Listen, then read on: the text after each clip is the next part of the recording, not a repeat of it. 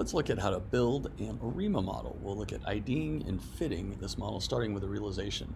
The example we're going to look at here is number 4 from the book. We're going to build an ARIMA 220, see how we ID'd it, just given a realization, how we ID'd it as an ARIMA 22, and then how to fit the 2 fees and take out the 2 1 minus b's. So what we'll do is start off here with a realization. That's this line of code right here.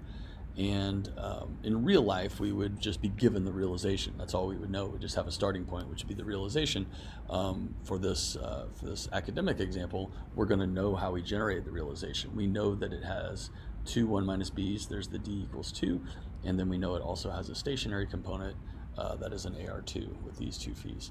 So we'll see how well we can recover this. So we're going to go ahead and start with the x220. We'll just call that object. That's what this realization is of size 200. So we'll come over here, run get library, get the ADF test and the TSWGE through the IRCA and TSWGE packages, and then we'll run that line of code. That's generating the realization, and there it is.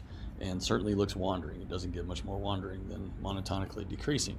So, so at this point, this is what we would have. This is what we would start with. And at that point, I might just look at the ACF. That's usually a really good place to start. Start with any domain knowledge you have. Of course, we don't have any for this realization since we generated it. But looking at the ACFs, they're super slowly damping ACFs, very consistent with a 1 minus b, very consistent with extreme wandering and possible non-stationarity.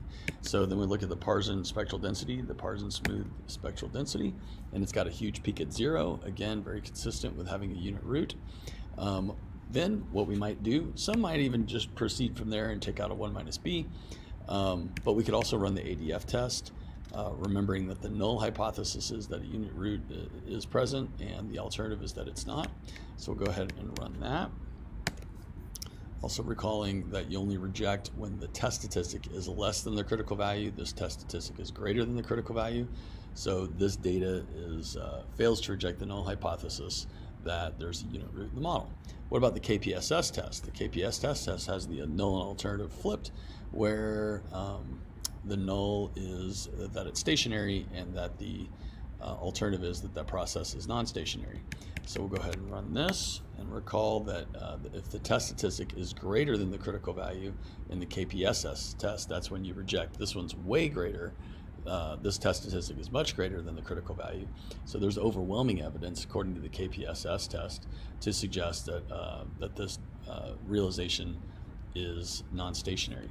So at this point, it seems super appropriate to go ahead and take out a 1 minus b to difference the data. And that's what artrans.wge will do. That's x220, and that phi, right? That phi.tr equals 1. That is taking out a 1 minus b.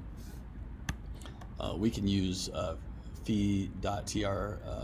We can use this parameter to equals 0.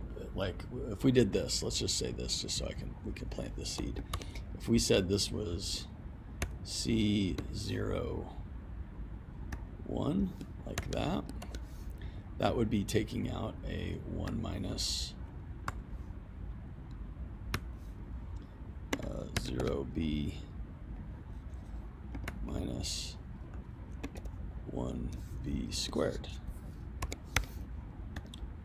So that's how that reads.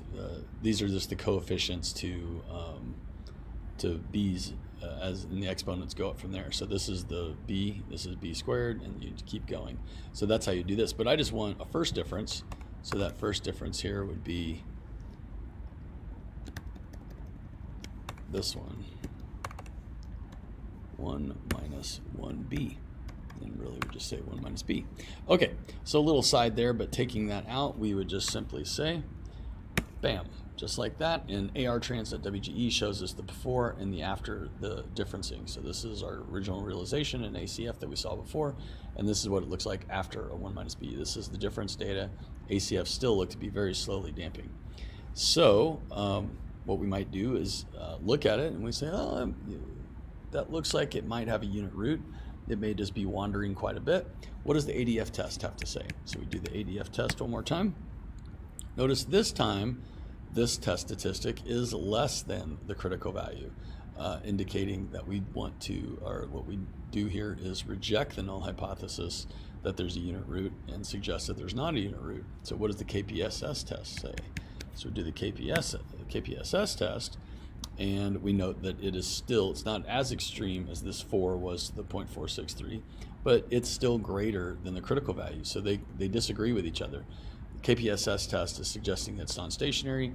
The ADF is suggesting that there's not a unit root.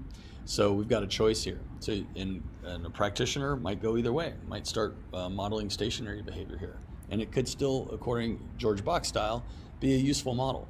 But we're going to go ahead and difference it twice.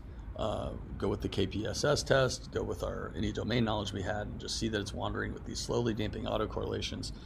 Perfectly acceptable to difference it twice, and we'll see what happens. So we do that. Here's the before now, before the second difference. This is the first difference data. And then after that, we see something that looks much more stationary, not like white noise,